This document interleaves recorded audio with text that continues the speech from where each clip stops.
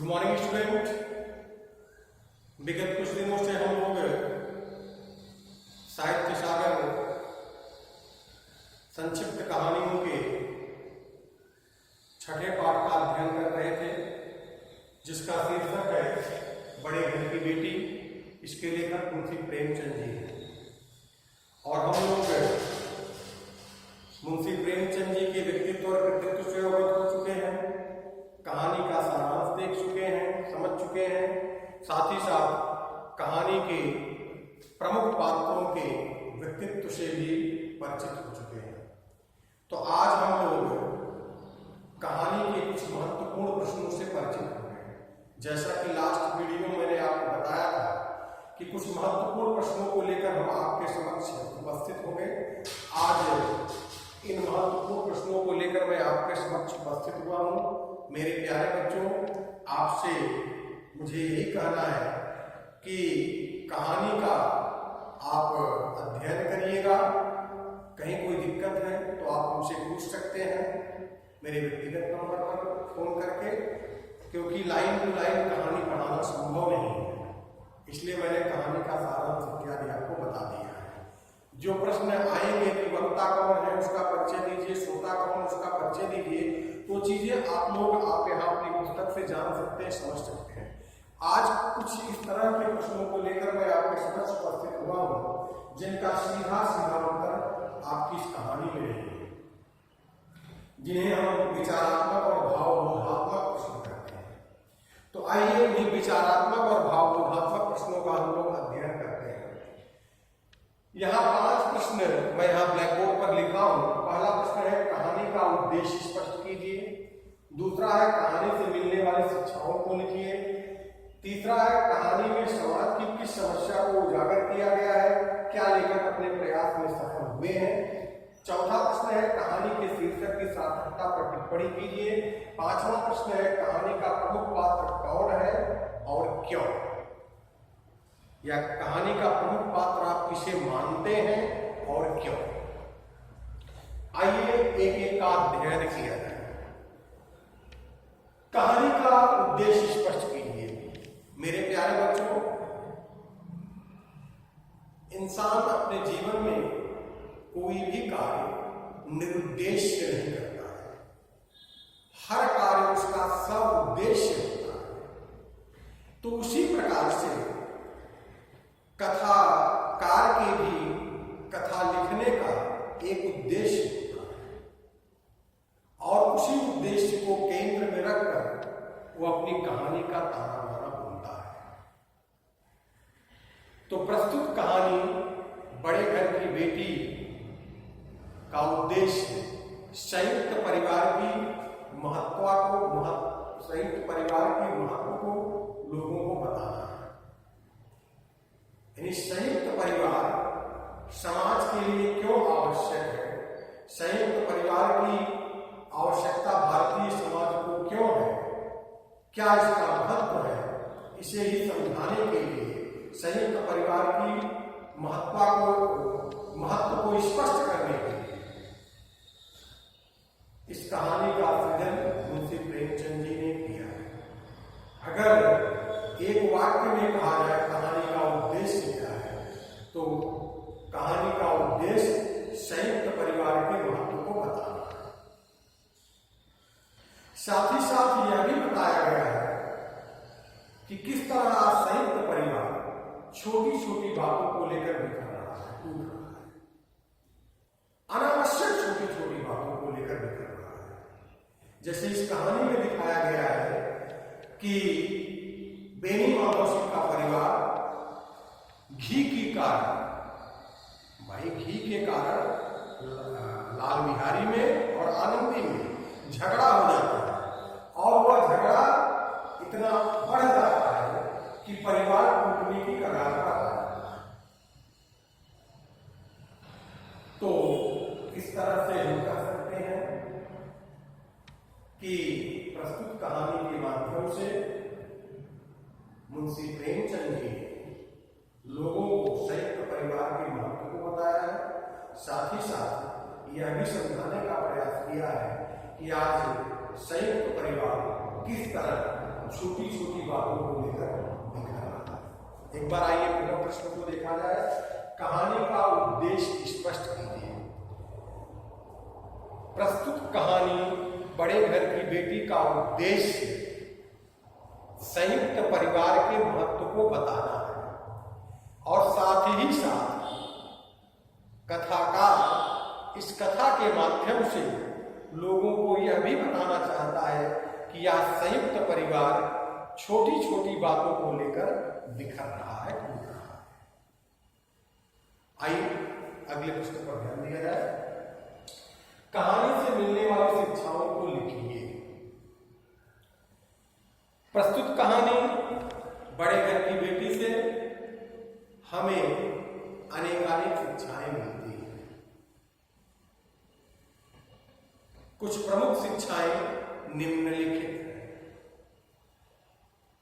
हमें परिवार में मिलजुल कर रहना चाहिए।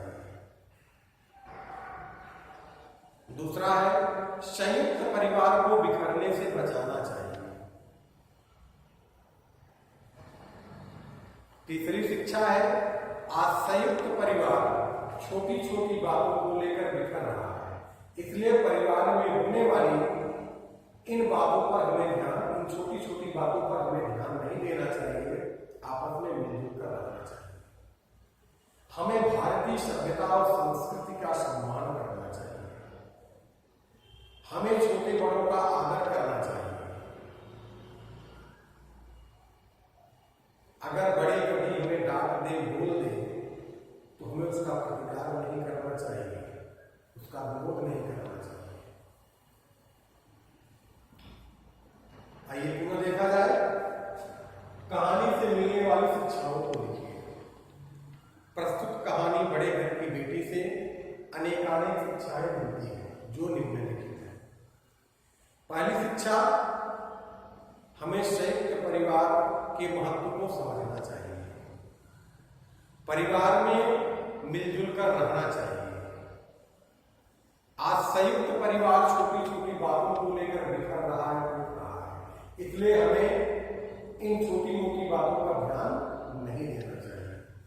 हमें परिवार के सदस्यों का, जो हमसे बड़े हैं, उनका आदर सम्मान करना चाहिए। और अगर कभी छोटी मोटी बात को लेकर परिवार बिखरने की कगार पर भी पहुंच जाए तो हमें समझदारी का परिचय देते हुए अपनी उस समस्या का समाधान निकालते हुए परिवार को बिखरने से बचाना चाहिए। तीसरा देखा जाए। कहानी में समाज की किस समस्या को उजागर किया गया है? तो प्रस्तुत कहानी में संयुक्त परिवार के टूटने की समस्या को उजागर किया है, यानी संयुक्त परिवार के बिखरने की, टूटने की समस्या को उजागर किया गया है। क्या लेखक अपने प्रयास में सफल हुए? हाँ, लेखक अपने प्रयास में सफल हुए, क्योंकि उन्होंने प्रस्तुत कहानी में यह दिखाया है कि किस तरह आज संयुक्त परिवार छोटी छोटी बातों को लेकर बिखर रहा है। क्योंकि कहानी में यह दिखाया गया है कि बेनी माधव सिंह का परिवार आज छोटी सी बात को लेकर बिखरने के कगार पर, किस तरह उनकी बहू आनंदी और छोटे बेटे लाल बिहारी में घी को लेकर कहासुनी हो जाती है और स्थिति यहां तक पहुंच जाती है कि आनंदी का पति श्रीकंठ घर से अलग होकर रहना चाहता है। तो प्रस्तुत कहानी में समाज की किस समस्या को उजागर किया गया है? क्या लेखक अपने प्रयास में सफल हुए हैं? तो प्रस्तुत कहानी में संयुक्त परिवार के टूटने की समस्या को उजागर किया गया, या प्रस्तुत कहानी में यह दर्शाया गया है कि किस तरह संयुक्त परिवार छोटी छोटी बातों को लेकर बिखर रहा है, टूट रहा है। हाँ, लेखक अपने प्रयास में सफल हुए क्योंकि उन्होंने इस कहानी में दिखाया है कि बेनी माधव सिंह का परिवार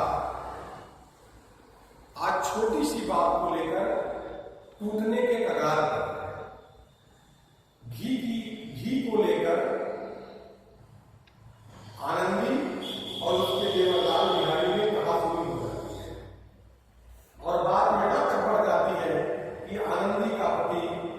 श्रीकंठ सिंह अब अपने परिवार में नहीं रहना चाहता, परिवार से अलग होकर रहना चाहता है, परिवार से अलग होकर रहना चाहता है। तो इस तरह से लेखक अपने प्रयास में सफल हुए। कहानी के शीर्षक की सार्थकता पर टिप्पणी की। तो प्रस्तुत कहानी का शीर्षक बड़े घर की बेटी सर्वथा उचित है, क्योंकि इस कहानी में आनंदी को बड़े घर की बेटी कहा गया है और पूरी कहानी का ताना बाना आनंदी को केंद्र में रखकर बुना गया है।